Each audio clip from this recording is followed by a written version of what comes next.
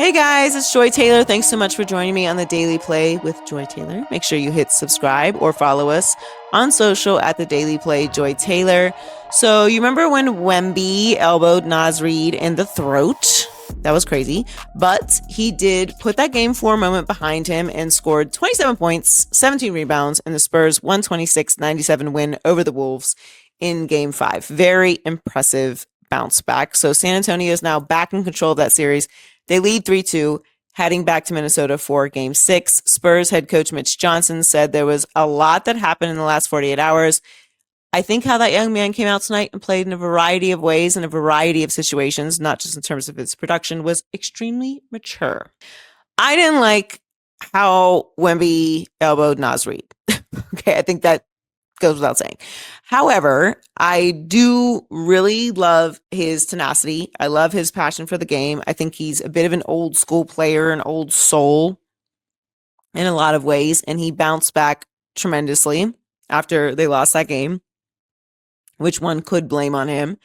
Winning is the goal. I'm really impressed with how they took Game 5. He scored 18 points in the first quarter, so he came out flying, tied for the most in a quarter in his postseason career, and for the 5th most points in a playoff quarter by a Spurs player in the play-by-play era since 1998. If you know anything about the Spurs, you know how big of a deal that is.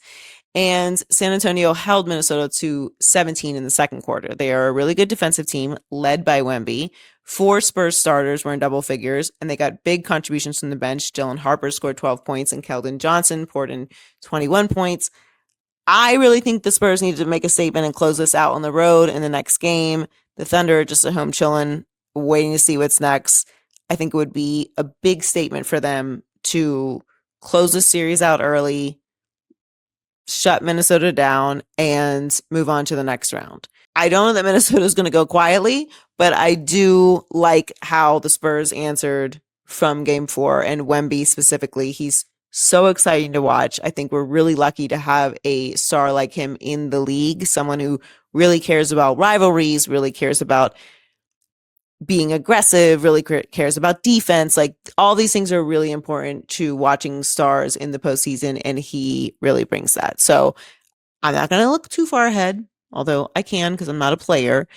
Seeing the Spurs and the Thunder in the Western Conference Finals would be spectacular, and I do think it would be a really good series. All right, I've got a couple Philly stories for you. Some shakeups, starting with the Sixers. Managing partner Josh Harris announced that Philadelphia has parted ways with general manager Daryl Morey after 6 seasons with the team. Harris said, "I have a tremendous amount of respect for Daryl personally and professionally, and I'm grateful for his contributions over the last 6 seasons. After speaking with Daryl, we determined it was time for a fresh start. I know how much the Sixers mean to the city of Philadelphia, and it's important we find the right leader to shape the future of this team. The process will start immediately. We will be thorough and deliberate in our evaluations. I believe this is a destination for top talent across the league, and I look forward to solidifying our infrastructure moving forward." Now, Bob Myers, former Warriors GM, is now the president of sports for Harris Blitzer Sports and Entertainment, and he will lead the search. Nick Nurse is staying on as the head coach.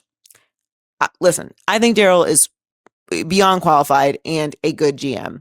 This feels like somebody had to go, and Nick Nurse doesn't make sense to fire, so we're just going to cut Daryl Morey. I mean, he did select VJ Edgecombe, who has been a star for them in the 2025 NBA draft.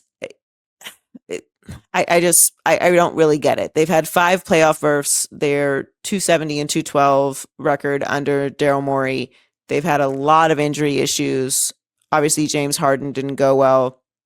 You can't help that Joel Embiid is basically only available half the time. This really feels like a panic fire. I get it. You have to do something after year. It's the same result. They can't get past the semis. I just don't know what this actually really does. Does it make you a better team? Does it fix the issues that you've had year after year after year with this endless process in Philadelphia? I don't think it does. I think Daryl will end up getting another job very soon, and I think he's a good GM. I don't know that it was making a difference in Philly. I don't know that this will make a difference in Philly. It just seems like somebody had to go, and that was the situation. Staying in Philadelphia, let's switch to the NFL. A.J. Brown's time in the city of brotherly love did bring a title to Philly, but it did also create a little bit of drama, which the Eagles tend to do. No judging, just saying there's always a lot going on there.